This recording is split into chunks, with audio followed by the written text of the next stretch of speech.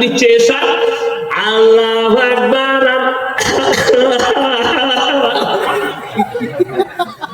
কিসে পেটে ভাতের মজা। এই তো সমাজের অবস্থা। আপনি বেটার বিয়ে দিলে 5 বার মেয়েটার জন্য খোঁজ নিবেন, আপনি মেয়ের বিয়ে দিলে 10 বার পাটপুকুরে লোক পাঠাবেন, ছেলেটার পরিবারটা কেমন, ছেলেটা কেমন, 10টা লোককে জিজ্ঞেস করবেন, তার খোঁজ নিবেন, আর মুয়াজ্জিন রাখবেন পেটে ভাতে। সবাই একবার দরুদ ইব্রাহিম পাঠ করি, আল্লাহুম্মা সাল্লি আলা মুহাম্মাদি ওয়া আলা আলি মুহাম্মাদ কামা সাল্লাইতা আলা ইব্রাহিম ওয়া আলা আলি ইব্রাহিম ইন্নাকা হামিদুম মাজিদ। আল্লাহুম্মা বারিক আলা মুহাম্মাদি ওয়া আলা আলি মুহাম্মাদ কামা বারাকতা আলা ইব্রাহিম ওয়া আলা আলি ইব্রাহিম ইন্নাকা হামিদুম মাজিদ। গুটি কয়েক কথা আলোচনা করব, আমরা সকলে আমল করব, বলুন ইনশাআল্লাহ। সর্বপ্রথম পেছনে যারা দাঁড়িয়ে আছেন আমি দেখতে পাচ্ছি, এটা দেখে আমার দৃষ্টিকটু লাগছে।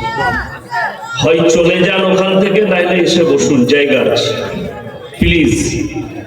যারা দাঁড়িয়ে আছেন পেছনে জায়গা আছে, এসে বসুন, নাইলে রাত্রি 11টা বাজছে, 11:30 আপনি বাড়িতে গিয়ে ঘুমান, ঘুমানোটাও ইবাদত, দুটোর মধ্যে একটা করুন।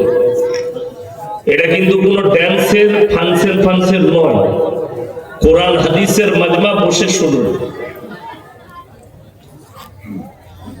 যারা আমার কথা বুঝতে পারছেন, বাংলা বুঝেন না,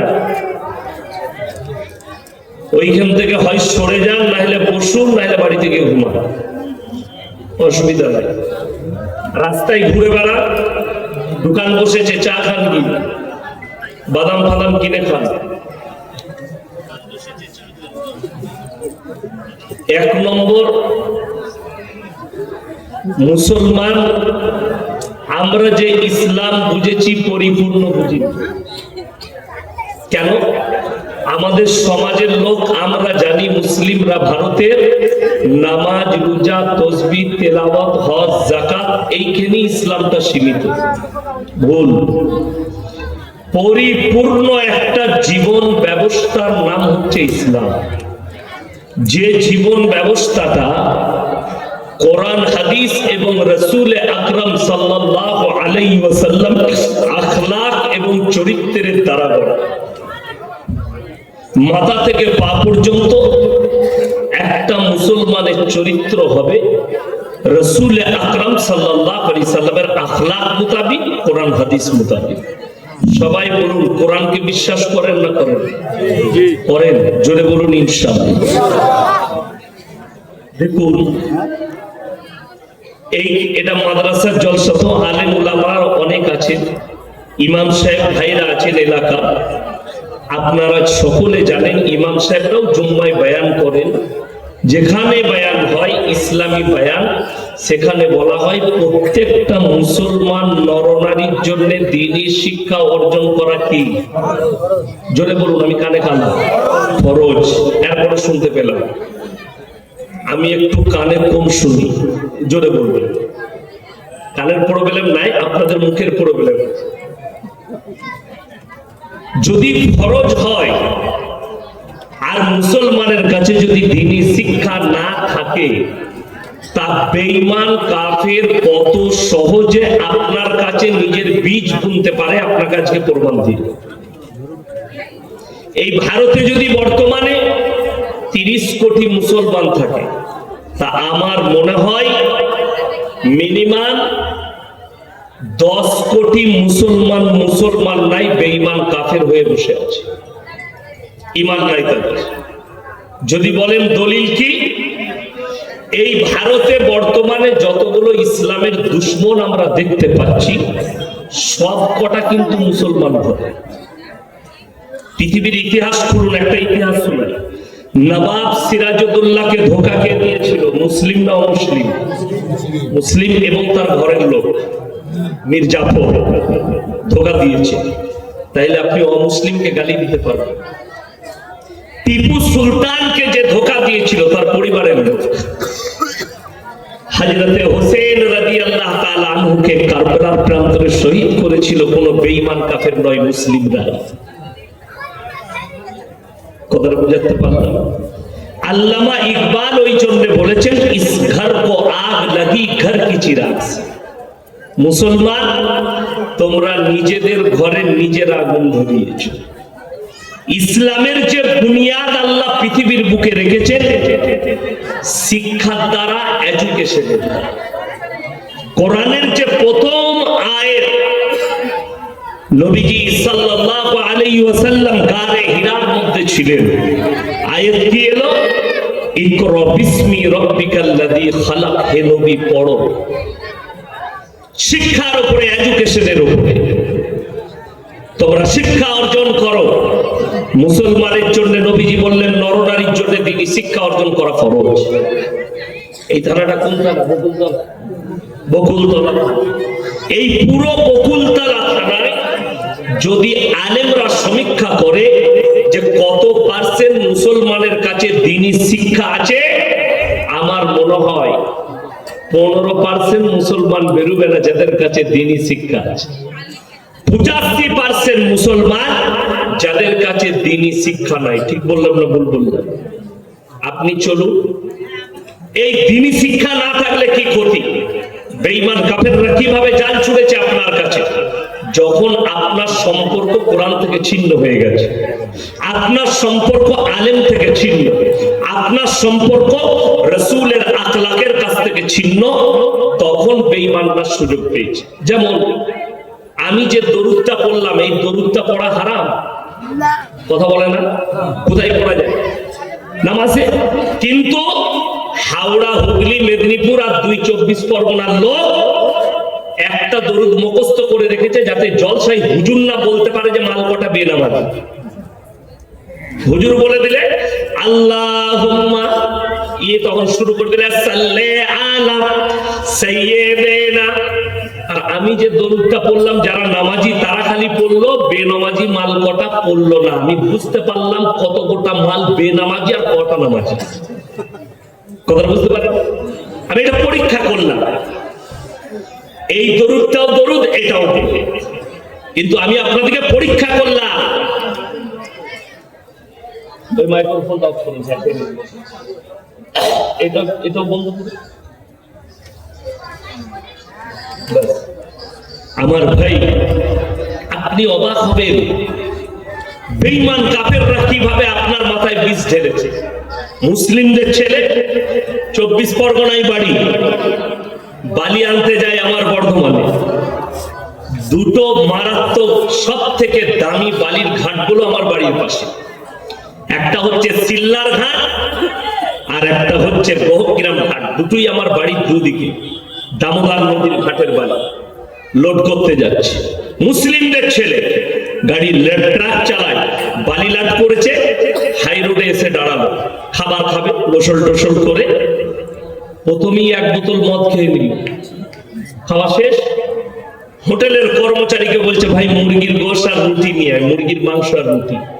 বেচারা হোটেলে কাজ করে, রুটি আর মাংস এনে দিয়েছে। যাতে মাতাল হলে কি হবে? তাল ঠিক আছে। মদটা খেয়েছে, এরপরে যখন রুটি আর মাংস খাচ্ছে তখন সেই কর্মচারীকে জিজ্ঞেস করছে, মুরগিটা জবাই না কাটা? আর হারাম করকে জুতো করে মারা। কথাটা বুঝতে পারেননি? আচ্ছা, ও মনে করেছে মদটা খাওয়া যাবে, কিন্তু মুরগি খেলে জবাই খেতে হবে। আপনাদেরকে বলেছে, আমার আগে জাকির ভাই বয়ান করছিলেন, আমি অনেকদিন আগে ওনার সাথে জলসা করেছি, অনেকদিন পর দেখা হবে। খুব ভালো মানুষ, আল্লাহ ওনার হায়াতে বরকত দেন, বলুন আমিন। এই যে আজকে আমি দোয়া করব, আমার আগের বক্তা দোয়া করে গেল, আপনারা মনে করছেন খালি মৌলবীদের সাথে, হুজুরদের সাথে হাত তুললেই দোয়া কবুল হয়ে যাবে? হুজুররা হাত তুললেই দোয়া কবুল হয়ে যাবে? যদি এটা হতো, এই কমকে এতদিন আমরা দোয়া করে ধ্বংস করে দিতাম। কথাটা বুঝতে পারছেন না? হ্যাঁ, দুঃখটা হচ্ছে দোয়া কবুল হওয়ার জন্য যে শর্ত আছে, শর্তটাই আপনার জানা নেই। নাম্বার 1 শর্ত হচ্ছে হালাল রুজি খেতে হবে, হালাল খাবার, তবে দোয়া কবুল হবে। আপনি সকালবেলায় উঠে জয়নগর বাজারে যদি যান, কোন হোটেল কিংবা রেস্টুরেন্টে খেতে, আপনাকে জিজ্ঞেস করতে হবে না দাদা মুরগিটা জবাই না কাটা? কলকাতায় গেলে আপনাকে জিজ্ঞেস করতে হবে না মুরগিটা জবাই না কাটা? কেন? আপনি মুসলমান, আপনার জন্য শর্ত হচ্ছে হালাল খাবার। যে নিজেকে মুসলমান বলবে, মুমিন বলবে, তার জন্য আল্লাহ শর্ত রেখেছে হালাল, তাকে হালাল খাবার খেতে হবে।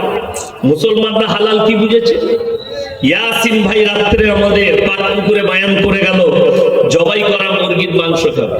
আপনি সকালবেলায় বাজারে গিয়ে বলছেন 1 কিলো জবাই করা মাংস দে। মুসলমানের হালতটা বলি, কিনছে জবাই করা মাংস, টাকাটা কিন্তু সুদের টাকা, সেই একই মাল দাঁড়িয়ে গেল। কথা বুঝাতে পারলাম? এরপর আমার জানালে আমার মনে হয় পাটপুকুর গ্রামে আপনাদের এলাকায় সুদ খোটায়, সুদ খাই না, তাই না? আছে, আচ্ছা, ভালো। কি বুঝলেন? এই সুদের বয়ান করা ইমানদের জন্য বড় দুর্দায়, বড় কষ্ট লাগে। যে সে মনে করেছে আমি তো জবাই করা মাংস কিনছি, কিন্তু টাকা সুদে, ই জানি না যে সুদের টাকাটা হারাম না হালাল।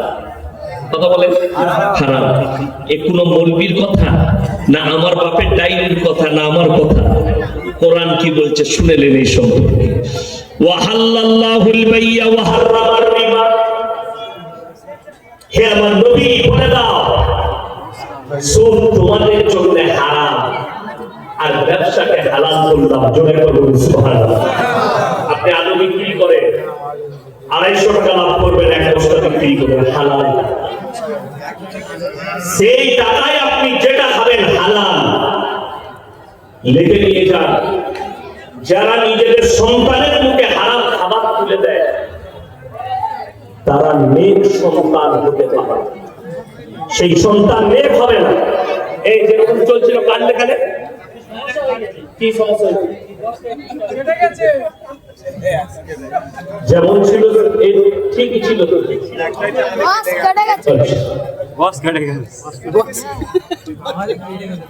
ও মেশিন কাটতে চলুন। আপনি বুঝলেন, আপনারা বলুন কোরআনে হারাম লেখা আছে না নাই? সুদ আছে। এখানে একজন হাত তুলে দেবো যে আমি হুজুর জানি না যে সুদ হারাম, এরকম ব্যক্তি কেউ আছে? সকলে জানে না? জানে না।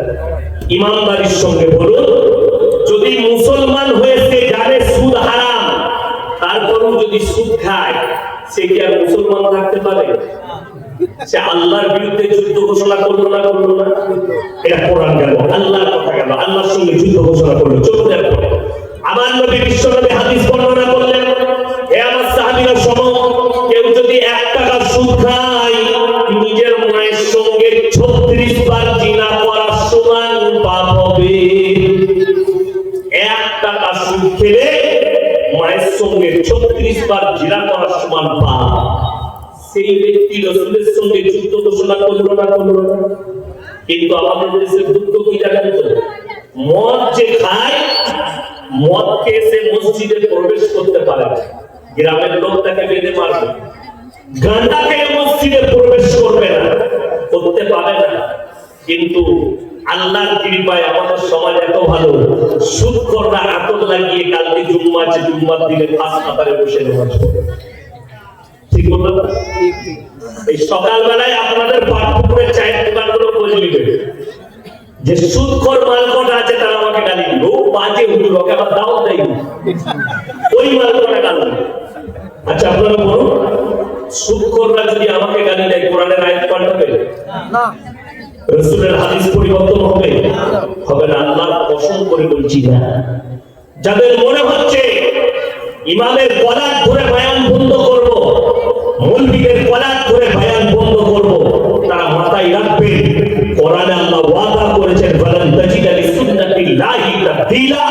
কিয়ামত পর্যন্ত আমার বিধানে একটা জের জবরকে পরিবর্তন করার ক্ষমতা পৃথিবীর কোনো শক্তি নেই। জয় বলুন সুবহানাল্লাহ। আজকে অনেক বেঈমান কাফের, তারা স্বপ্ন দেখছে। বিশেষ করে আমি একটা ক্লিপ দেখলাম, আসামের মুখ্যমন্ত্রী হিমন্ত বিশ্ব শর্মাজি তিনি বলছেন इस्लाम मिट जानी चाहिए, करुणा की तरह मिट जानी चाहिए। मैंने बोला मेरे दोस्त, जरा इतिहास उठाकर देख लो दुनिया। फिरौन आया था तुमसे पहले, मूसा को मिटाने खुद मिट गए। नमरूद आया था, इब्राहिम को जलाने खुद खत्म हो गए। और तुम चाहते हो कि इस्लाम को मिटा दे? मिटाना तो बड़ी दूर की बात। तुमसे पहले तुम्हारे नाजायज बापों ने 200 साल तक हिंदुस्तान में राज किया, अंग्रेजों। वो भी यही खौफ देखा, वो भी चाहते थे कि कुरान मिट जाए, इस्लाम मिट जाना चाहिए। गुजरात के गोमती नदी के किनारे 20 लाख कुरान को जला। বড় দুঃখ লাগে,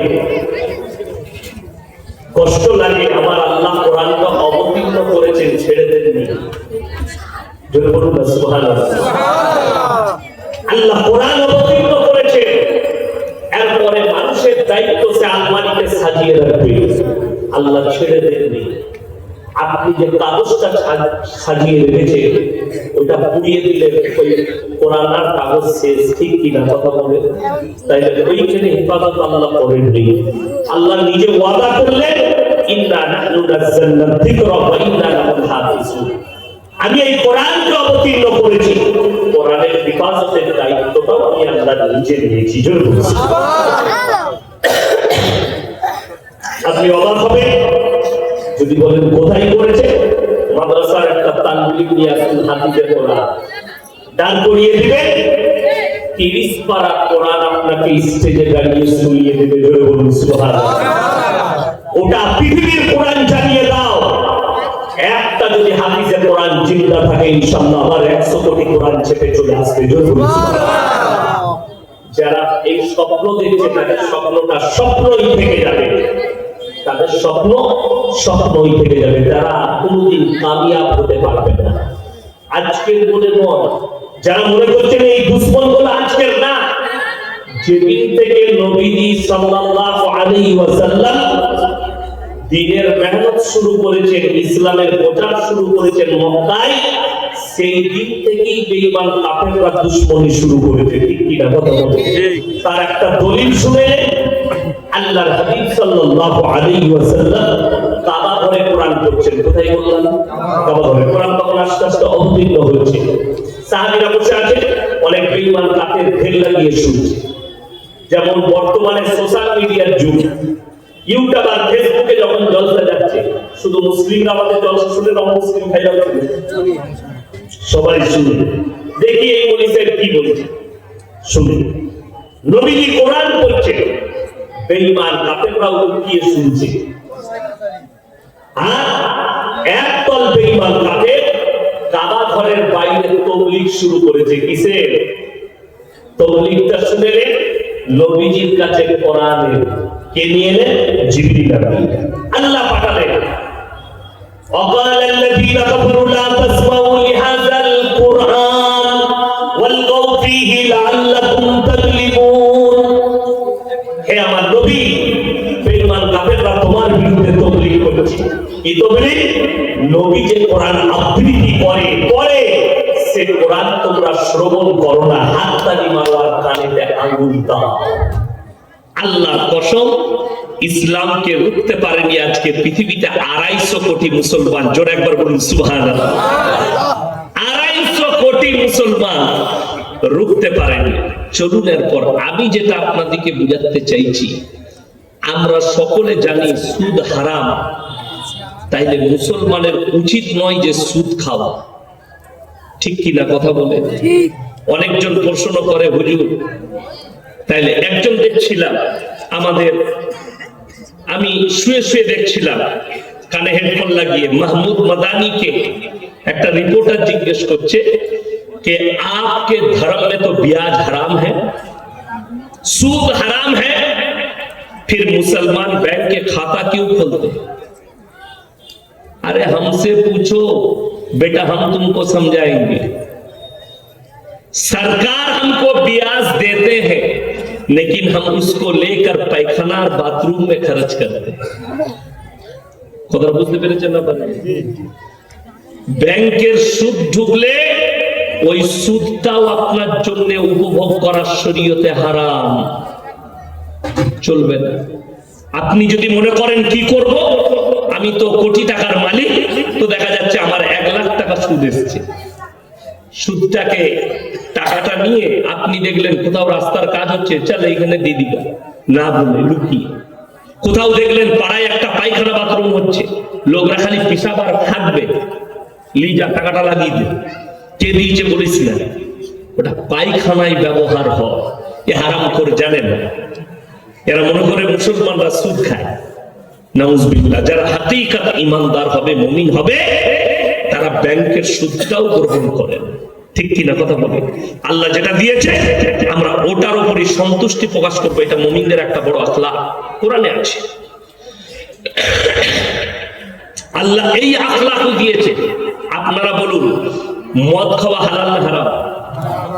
শুধু খাওয়াটা নয়, মদটা স্পর্শ করা হারাম। কি করা? স্পর্শ করা। আপনারা বলুন, মুসলমান মদ খায় না খায় না? মুসলমান মদ বেচে না বেচে না? মধু খাচ্ছে, মধু বিক্রি করছে। আপনি বলুন, আমার আল্লাহ বললে মদ স্পর্শ করা হারাম।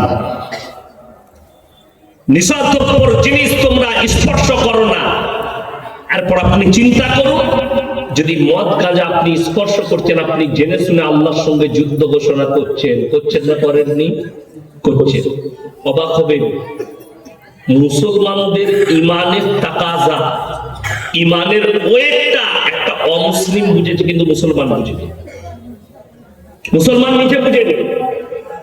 যদি কোনোদিন আপনি 34 নম্বরে যান, এই যে জাকির ভাই বলল আমি নদিয়া যাব, কালকে নদিয়ায় প্রোগ্রাম, উনি 34 নম্বরে যাবেন, কল্যাণী হয়ে, রানাঘাট হয়ে, কৃষ্ণনগর হয়ে বহরমপুর। বহরমপুর ওটা আসাম রোড, আর বহরমপুরের পরে পলসন্ডা মোড়। পলসন্ডার পরে একটা ধাবা আছে, ধাবাটার নাম পাপ্পুদা ধাবা, পাঞ্জাবিদের। 2 ভাই বসে থাকে, মুখে দাড়ি, মাথায় পাগড়ি, বোর্ড লাগানো আছে সরকারি, মদ খাওয়া নিষিদ্ধ, মদ বিক্রি নিষিদ্ধ। কেন? তারা যেখানটায় ব্যবসা করছে মুসলিম প্রধান এরিয়া। গেল ওর থেকে আমি 2 কিলোমিটারের মাথায় মুসলিমদের হোটেল দেখিয়ে দেবো, মুর্শিদাবাদের লোকের হারামখোর মদ বেচছে। বিশ্বাস করো। কিন্তু এরা, আমি এখানে মাঝে মাঝে চা খাই, এখানে মাঝে মাঝে সবজি রুটি খাই, কেন? একদম নট অ্যালাউড, কোন রকমের অ্যালকোহল চলবে না, লেখা আছে। तो की बोलते जाने, सर आप लोग जैसे मौलवी लोग आते हैं, दाढ़ी टोपी वाले आते हैं, हमको मालूम है कि ये दारू नहीं पीते, हराम है आपका शरीयत में, इस्लाम में, इसीलिए हम नहीं बेचते। তো সে আপনার ধর্মকে কতটা বিশ্বাস করে যে আমি ব্যবসা করছি, আমার ব্যবসায় যেন মুসলিমরা এসে খায়, তারা যেন হারাম জিনিস ভক্ষণ করে না, এটা জানে বলে সেটা বিক্রিও করে না। অথচ মুসলমান জেনে শুনে বিক্রি করে, জেনে শুনে। এই লোকটা রাসূলের সঙ্গে যুদ্ধ ঘোষণা করলো, আল্লাহর সঙ্গে যুদ্ধ ঘোষণা করলো। এরপর আপনি বলবেন এরা ছাড়ছে না কেন? এ মুসলমান মদ ছাড়ে না কেন? মুসলমান গাঁজা ছাড়ে না কেন? মুসলমান সুদ ছাড়ছে না কেন? মুসলমান হারাম কাজ ছাড়ছে না কেন? মুসলমান ব্যভিচার থেকে দূরে যাচ্ছে না কেন? তার কারণ একটাই, এক শ্রেণীর হুজুর এটার জন্য দায়ী। যদি বলেন কেন? 4 বোতল মদ খেয়ে মরে গেছে, সারা জিন্দেগি সুদ খেয়ে মরে গেছে। কেউ দোয়া করুক আর না করুক, হুজুরকে দাওয়াত দেন, হুজুর ঠিক মিলাদ পড়িয়ে দোয়া করে জান্নাতে ঢুকবে। আমি বললেই খারাপ বলবি, মোবাইলে, ইউটিউবে, ফেসবুকে আমাকে গালি দিচ্ছে, আমি গাল খাওয়ালো, বড় কষ্ট লাগে। আপনি বলছেন গাঁজাখোরকে, মাতাল মদের ফাঁটিতে জীবন কাটিয়েছে, জীবনে আল্লাহর ঘরে পা রাখেনি, সারা জিন্দেগি সুদের উপরে জীবন কাটিয়েছে, জীবনে আল্লাহ আল্লাহর রাসূল বলেনি।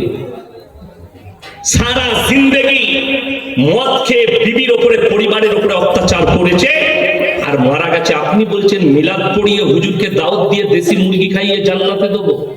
আপনাকে দলিল দেবো আমার বাপের নয়। আপনি পৃথিবীর সব থেকে দামি লোক আল্লাহ নবী সাল্লাল্লাহু আলাইহি সাল্লাম কিনা? কথা বলে।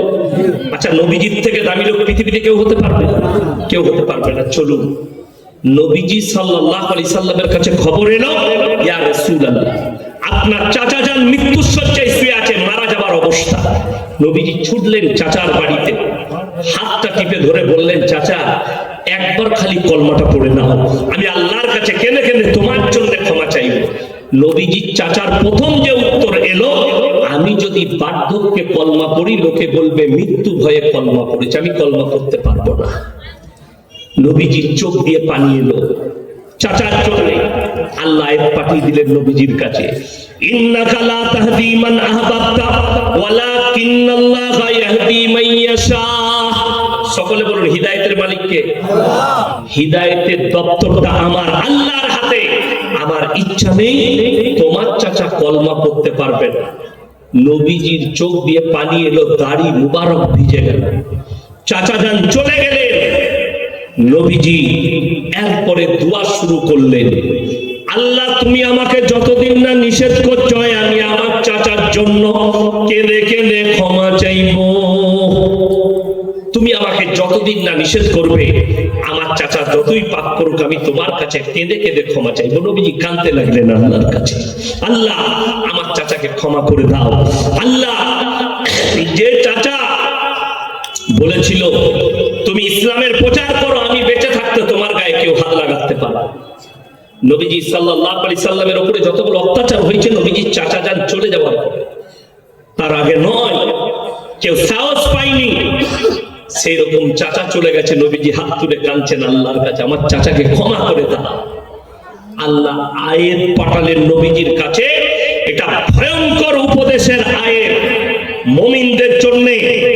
আল্লাহ তাআলা দুজনকে নসিহত করলেন, নবীকে এবং মুমিনকে। কোরআন খুলুন, মা কানা লিন নবী ওয়াল্লাযীনা আমানু আইয়াস্তাগফিরু লিল মুশরিকিন ওয়ালাউ কানু উলি কুরবা। হে নবী এবং মুমিনরা শুনে নাও, যারা মুশরিক হয়ে, বেঈমান হয়ে, বদ্দিন হয়ে, আল্লাহ বিরোধী হয়ে মারা গেছে, তাদের জন্য তোমরা দোয়া করতে পাবে না, সে যদি তোমার নিকটতম আত্মীয় হয় তাও। নবীজির হাত নেমে গেল, নবীজির চোখ পানিতে ভিজে গেল, চাচার জন্য দোয়া করা নিষেধ করে দেয়া হলো নবীজিকে। এটা একটা দলিল দিলাম। দ্বিতীয় নম্বর মারাত্মক দলিল, যারা ভাবছেন 4 বোতল মদ খেয়ে মারা গেছে, জয়নগর বাজারে অ্যাক্সিডেন্ট হয়ে ইয়াসিন ভাইকে দাওয়াত দিয়েছেন, হুজুর আপনাকে ভালোবাসি, এসে আমার বাড়িতে মিলাদ করে দিয়েছেন, আমি এসে মিলাদ করলাম, দোয়া করতে বললেন, দোয়া করলাম, আল্লাহ তুমি জান্নাতুল ফিরদৌস দান করো, আল্লাহ তুমি তাকে শহীদের মর্তবা দাও। অ্যাক্সিডেন্ট হয়ে যদি কেউ মারা যায়, মুমিন ব্যক্তি শহীদের মর্তবা পাবে, জোরে বলুন সুবহানাল্লাহ। তো আমি বললাম, আল্লাহ তাকে জান্নাতুল ফিরদৌস দান করো, আল্লাহ শহীদের মর্তবা দাও। খানা খেতে বসেছি দেশি মুরগি দিয়ে, বললাম, বাপ তোমার বেটা কি করে মরলো? হুজুর ছেলে খুব বদমাশ, 4 বোতল মদ খেয়ে বাইক চালাচ্ছিল, তো বাকাকে জান্নাতে দিলাম না। আচ্ছা বলুন, হুজুর মার খাবে না খাবে না? ও তো খাবেই খাবে, আমাকেও খাবে। যেহেতু বলছে দোয়া করে, 4 বোতল মদ খেয়ে জীবনটা মদের ভাটিতে কাটিয়েছে, হুজুরকে হায়ার করে দেশি মুরগি খাইয়ে জান্নাতে ভরে দেবে। কোরআন শোনাবো, আপনার দিমাগ আউট হয়ে যাবে। এরপরে চলুন, আপনাদের এখানে পুকুর আছে না? আছে। কোন বাচ্চা যদি পুকুরে পড়ে যায়, তার বাবা যদি পাড়ে দাঁড়িয়ে থাকে, সে ঝাঁপ দিবে না দিবে না? সাঁতার না জানলেও ঝাঁপ দেবে। তার পিতৃ স্নেহ তাকে ঝাঁপ দেওয়াবে বাঁচাবার জন্য, সে সাঁতার না জানলেও ঝাঁপ দিয়ে ফেলবে। পৃথিবীতে এমন একজন নবী পয়গম্বর, যিনি নিজের চোখে নিজের সন্তানের মৃত্যুর তাণ্ডব দেখেছেন, তিনার নাম হযরতে নূহ নবী। তার ছেলে কেনান পানিতে ডুবে মারা যাচ্ছে, নূহ নবী নৌকার উপরে, পিতৃ স্নেহ জেগে গেছে মনের মধ্যে, আল্লাহর কাছে হাত তুলে বসলেন, কি বললেন? লা আসিমাল ইয়াউমা মিন আমরিল্লাহ। ওগো আল্লাহ, এটা আমার রসজাত পুত্র, তুমি একে রক্ষা করো। আল্লাহ ধমক দিলেন লা মিনাল খাসিরিন। তুমি যদি আর একবার দোয়া চাও যে আমাকে মানেনি, আমার নবীকে মানেনি, আমার দিনকে মানেনি, তার জন্য তুমি আমার কাছে নিবেদন করো না, তা না হলে তোমাকেও ক্ষতিগ্রস্তদের মধ্যে ফেলে দেবো। নূহ নবীর হাত নেমে গেছে। নবী একজন পয়গম্বর, বেটার জন্য দোয়া করতে পাইনি, আল্লাহ হাত নামিয়ে নিতে বলেছেন। নবীজি নিজের চাচার জন্য দোয়া করতে পাইনি, হাত নামিয়ে নিতে বলেছেন। আর তুমি বলছো মৌলবীকে হায়ার করে, মাতালকে, গাঁজাখোরকে, সুদখোরকে জান্নাতে পাঠাবো? তোমার দৃষ্টতা দেখে না, বিবেককে জিজ্ঞেস করো। যদি তোমার সন্তান, তুমি হাজী সাহেব, তুমি তাহাজ্জুদ পূজার, হে আমার মা, হে আমার ভাই, তোমার ছেলে যদি পাপের সাগরে ডুবে থেকে তোমার দোয়াতে জান্নাতে যেতে পারে, মাথায় রাখবে নবীজি নিজের চাচাকে কলমা পড়িয়ে দিতে পারতেন। কথা বুঝাতে পারলাম? নূহ নবী নিজের সন্তানকে বাঁচিয়ে দিতে পারতেন। তারা নবী, নবীরা নিষ্পাপ এবং নবীরা জান্নাতি। জোরে বলুন সুবহানাল্লাহ। নবীরা নিষ্পাপ, নবীরা জান্নাতি। তিনারা চাইলে পারতেন, কিন্তু আল্লাহ তাআলা পৃথিবীর মানুষের জন্য শিক্ষা দিয়েছেন। এটা দলিল, যদি কেউ পৃথিবীতে ভাবে যে আমি পাপের সাগরে ডুবে থেকে বাপ-দাদার কারণে জান্নাতে যাব, এটা যেন তাদের ব্রেন থেকে মিটে যায়। নবীর বিবিরা জাহান্নামে যাবে। আল্লাহ কোরআনে লাকির টেনেছে, শুনে যারা আমার মায়েরা বোনেরা, দুজন নবীর বিবিকে আল্লাহ জাহান্নামে দিবেন। দুজন নবীর বিবি দুটো মারাত্মক অপরাধ করেছে। একজন হচ্ছে নূহ নবীর বিবি, আর একটা হচ্ছে লূত নবীর বিবি। আল্লাহ কোরআনে লাকির টেনে দিয়েছেন। আর তাদের স্বামীরা নবী হওয়ার পরও এটা ফিরাতে পারবে না। কিয়ামতের দিনে আল্লাহর কাছে অনুরোধ করেও ফেরানো যাবে না। তাদের মারাত্মক দুটো অপরাধ। এই দুটো অপরাধের মধ্যে আমার মায়েদের মধ্যে একটা অপরাধ খুব বেশি আছে।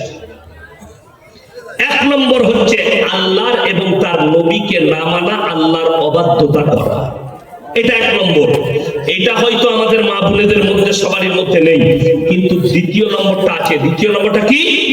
স্বামীর অবাধ্যতা করা। অনেক মায়ের মধ্যে আছে না নাই? স্বামীকে গোলাম মনে করে, স্বামীর সঙ্গে খারাপ ব্যবহার করে। এই স্বামীর অমান্য করার কারণে এবং আল্লাহকে অবিশ্বাস করার কারণে এই দুজন নবীর বিবি কিন্তু জাহান্নামে যাবে। তারা আটকাতে পারবে না নবী পয়গম্বর হওয়ার পরেও। আর আপনি কি করে ভাবছেন, হে আমার মা, আমার স্বামী আলেম, আমি যতটাই পাপের সাগরে ডুবে থাকি, আমার আলেম স্বামী আমাকে জান্নাতে নিয়ে যাবে। আমার স্বামী হাজী সাহেব, আমার স্বামী আমাকে জান্নাতে নিয়ে যাবে, আমি যত বড়ই পাপের সাগরে ডুবে থাকি। এই স্বপ্নটা ভুলে যান। আজকে বেঈমান কাফের ঠান্ডা মাথায় জাল ছুঁড়েছে, তারা কামিয়াবি লাভ করেছে। আর আমরা আজকে কামিয়াবি লাভ করতে পারিনি। কেন? আজকে আপনার রুকুন, আপনার চেহারা, আপনার ব্রেন কোরআনের সম্পর্কে নেই, দুনিয়ার সম্পর্কে আছে। আজকে যদি এটাই সত্য হতো, আমি কালকে বলে এসেছি নদিয়া ডিস্ট্রিক্টে, যে কেউ যদি আমার চ্যালেঞ্জ, বাপের বেটা কোন সমাজ তাকে অ্যাকসেপ্ট করে নেয়, আমি মৌলবি শওকতের বেটা মৌলবি ইয়াসিন জীবনে 1 টাকা নিয়ে জলসা করব না। দুঃখটা কোথায় জানেন? বেঈমান কাফের কি করে আপনার কাছে দানা বাঁধলো? কোরআনের প্রতি মানুষের অনীহা। অনীহাটা এলো কারা নিয়ে এলো? আমাদের সমাজ। তার একটা দলিল দিয়ে যায়, আমাদের সমাজের সব থেকে কম বেতন কার? কথা বলে না? ইমামদের। সব থেকে কাজ বেশি কার? ইমামের। এরপর অনেক মানুষের প্রশ্ন, শিক্ষিত লোকদের প্রশ্ন, কোরআনে হাদিসে কোথায় আছে যে নামাজ পড়িয়ে পয়সা নিতে হবে, জলসা করে পয়সা নিতে হবে, মাদ্রাসায় পড়িয়ে পয়সা নিতে হবে? 1 মিনিটের লেগে বললাম যে কোরআন হাদিসে নেই। কোন বাপের বেটা ডাক্তার, মাস্টার, প্রফেসর, ইঞ্জিনিয়ার যদি একটা জয়ীফ হাদিস দেখাতে পারে যে মাস্টারি চাকরি করে স্কুলে পড়িয়ে পয়সা দেওয়া যাবে, আমি জীবনে আর জলসা করে পয়সা নেব না। 2 ঘন্টা আছি, কোন বাপের বেটা থাকলে নিয়ে আসুন হাদিসটা। স্কুলে পড়ানোটা শিক্ষা দেওয়া না, শিক্ষা দেওয়া না? শিক্ষা দেওয়া, 4 ঘন্টা পড়ায়, মাসে 70,000 বেতন। একটা মৌলবি 24 ঘন্টা মাদ্রাসায় ডিউটি করছে মসজিদে, তার যদি 6,000 টাকা বেতন হয়, মাস্টার 4 ঘন্টা পড়িয়ে 24 ঘন্টায় 4 ঘন্টা পড়ায়, বাকি 20 ঘন্টা বইয়ের কাছে কাটায়, পরিবারে কাটায়, তার বেতন কি করে 70 হতে পারে? 70,000 টাকাটা ইনসাফ লিখছে না ইনসাফ? আপনি আপনার ব্রেনকে জিজ্ঞেস করবেন, আমি বলে দিয়ে গেলাম। এটা ইনসাফের পয়সা না ইনসাফের পয়সা। বড় কষ্ট লাগে, দুঃখ লাগে। আপনি বলছেন ভাই পাটপুকুরে মাদ্রাসা করেছি, মাদ্রাসায় টাকা দিচ্ছি, মাদ্রাসায় ছেলে কই? আমি যখন বাচ্চা ছেলে ছোট, এই জ্ঞান হয়েছে, আমাদের মাদ্রাসায় 150-200টা খালি 24 পরগনার ছাত্র থাকতো। তখন 24 পরগনায় মাদ্রাসা ছিল না। আল্লাহর কৃপায় এই 24 পরগনার আলেমরা বড় ফিকির নিয়ে এসে, বড় ফিকির, তিনারা তিনাদের জেলায় উজ্জ্বল করলেন, বড় বড় মাদ্রাসা তৈরি করে। জুগদিয়া থেকে, পাটপুকুর থেকে, আপনার বুড়িপুকুর থেকে, মালতীপুর থেকে, কত বড় বড় মাদ্রাসা আছে। এটা আল্লাহর কৃপা, 24 পরগনার প্রতি আলেমদের বড় একটা অবদান। সেই অবদানকে আপনারা রাখতে পেরেছেন? পারেন না। আমি বলেছি 1 টাকা নেব না, আমি ফ্রি জলসা করবো গোটা 24 পরগনায়, দক্ষিণ 24 পরগনা, উত্তর 24 পরগনায়। ইমামদের বেতন 40,000 করে দেখাও। আরে অনেকজন তো সরকার ভাতা দিচ্ছে, বলছে মসজিদ থেকে আর টাকা দেবো না, ওটা দিয়ে চলবে। ঠিক বললাম না ভুল বললাম? তোমার নামাজটা কেমন হবে তুমি চিন্তা করো। কথাটা বুঝতে পেরেছেন না পারেননি? তোমার নামাজ কেমন হবে তুমি চিন্তা করো। আমি 25,000 টাকা নিচ্ছি, বাংলাদেশে মানুষের কথা বলে দিচ্ছি। আজকে বক্তারা 30,000 চাইলে 30,000 দিচ্ছে, 40,000 চাইলে 40,000 দিচ্ছে, আর 2 লাখ 5 লাখ টাকা খরচ করে এক একটা জলসা করছে। সারা রাত 4টা বক্তা, 3-4-12 1,20,000 4টা বক্তা নিয়ে যাচ্ছে। প্যান্ডেল করেছে 1.5 লাখ টাকা, লাইটিং করেছে 1 লাখ টাকা, 5 লাখ টাকা বাজেটের খরচা। পাশের গ্রামের লোককে বলছে আমরা 5 লাখ টাকা খরচ করে জলসা করলাম। আর ইমাম যদি বেচারা জুম্মার দিনে দাঁড়িয়ে বলে ভাই 1 বছর থাকা হয়ে গেল, আমার বেতনটা 1,000 বাড়াও, তা হারাম করলাম বলে ইমাম পাল্টা। ঠিক বললাম না ভুল বললাম? আমাকে দাওয়াত দিবেন না, ঠিক আছে, যারা আমার বয়ান শুনে সে জানে আমি কারোর মুখ তাকিয়ে কথা বলি না। আমি গোল আলু বক্তা নয় যে আমার সঙ্গে টক্কর নিবে স্টেজে আসবে। আল্লাহর কৃপায় না আমার আব্বাজি কোনোদিন নিজের জীবনে পরোয়া করেছে, আমি আমার মৃত্যুকাল পর্যন্ত কারো পরোয়া করব। তাতে স্টেজ থাক আর না থাক, আপনি মসজিদে এসি লাগিয়েছেন, মসজিদের টাকা, মসজিদে পায়খানা ঘরে টাইলস লাগিয়েছে খালি আগার লেগে।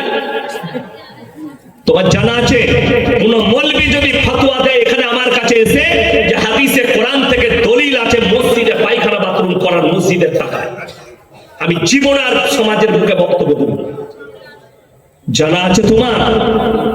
মক্কা মদিনায় এখনো এমন মসজিদ আছে যেখানে পায়খানা বাথরুম নেই। কেন? রাসূলের জামানায় ছিল না। ঘর থেকে হাজত সেরে উজু করে এসো বাড়ি থেকে, তবে নেকিটা বেশি পাবে।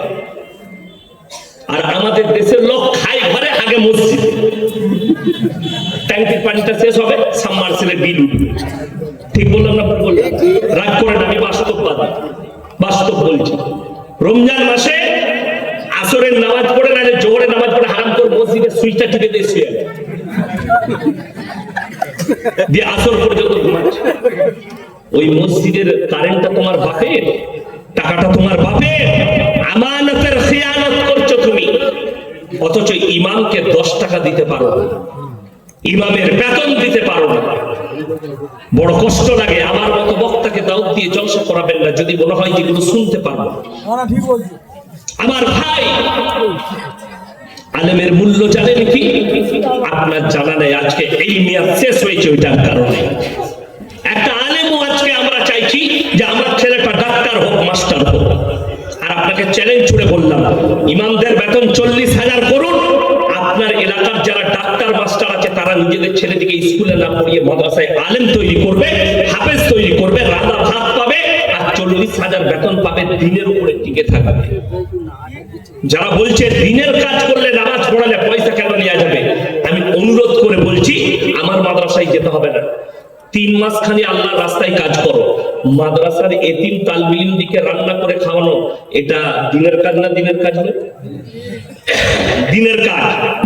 তোমাকে 1 টাকা দেবো না, পাটপুকুর মাদ্রাসার সেক্রেটারিকে বলে যাব এখানে লোক ঠিক করে যাচ্ছি, 1 বছর ফ্রি রান্না করবে, বেতন নেবে না, খালি খাওয়া দাওয়াটা তোমার ফ্রি। 1 মাস পরে তুমি লুঙ্গি খুলে আন্ডার প্যান্ট পরে মাঠে মাঠে পালাবে, তুমি বলবে আমার সংসার কি করে চলবে, ঠিক না? কথাটা বলুন। লকডাউনে মাদ্রাসাগুলো বন্ধ ছিল, কোন বাপের বেটা বড় লোক এক গাড়ি মাল নিয়ে তার ইমামের বাড়িতে, তার মাদ্রাসার শিক্ষকের বাড়িতে কোন সেক্রেটারি পৌঁছাইছে আমাকে দেখাও পশ্চিম বাংলা। সেই মৌলবীদের অবস্থা খোঁজ নিয়েছি, কেউ নিয়েছে সেটা কম। আজকে আমাদের দেশের লোক বলে ফতোয়া আনতে যায় দেওবন্দ থেকে, বুড়িপুকুর থেকে, মালতীপুর থেকে ফতোয়া আনতে যায়, কি তারাবি পড়িয়ে পয়সা নেওয়া যাবে কি যাবে না? হারামখোর।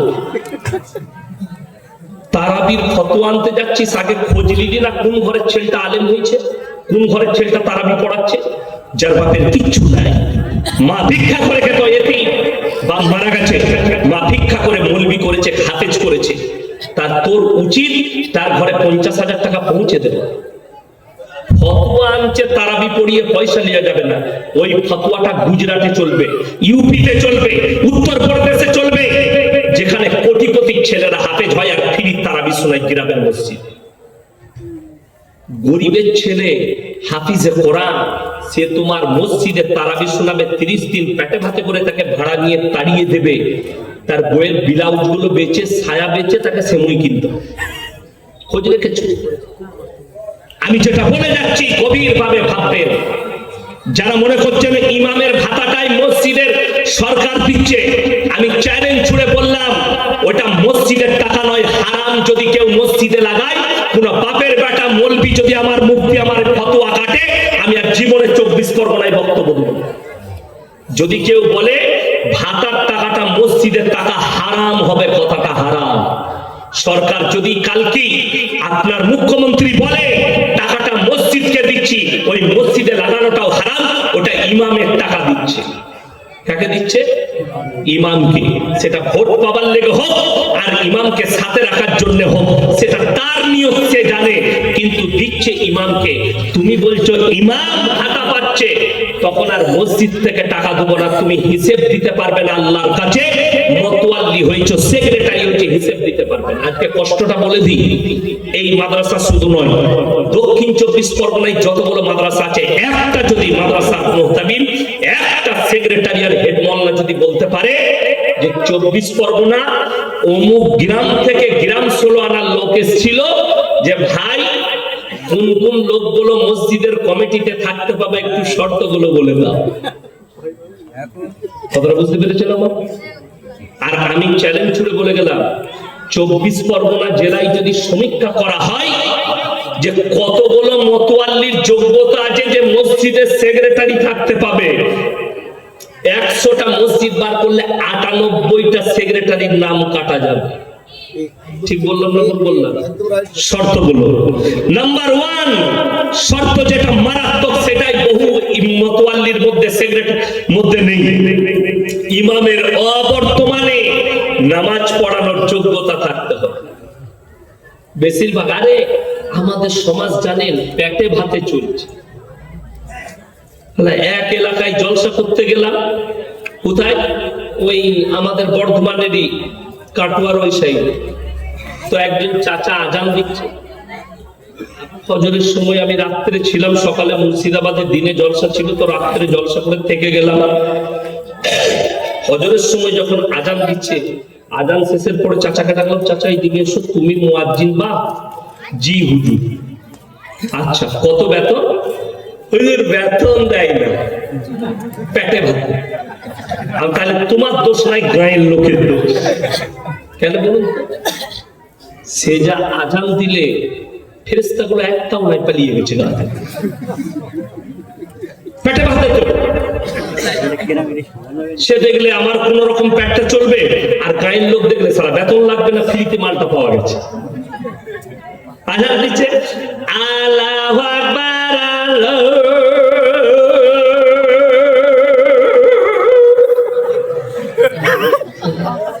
আমি মনে করলাম আল্লাহ কি হয়ে গেল।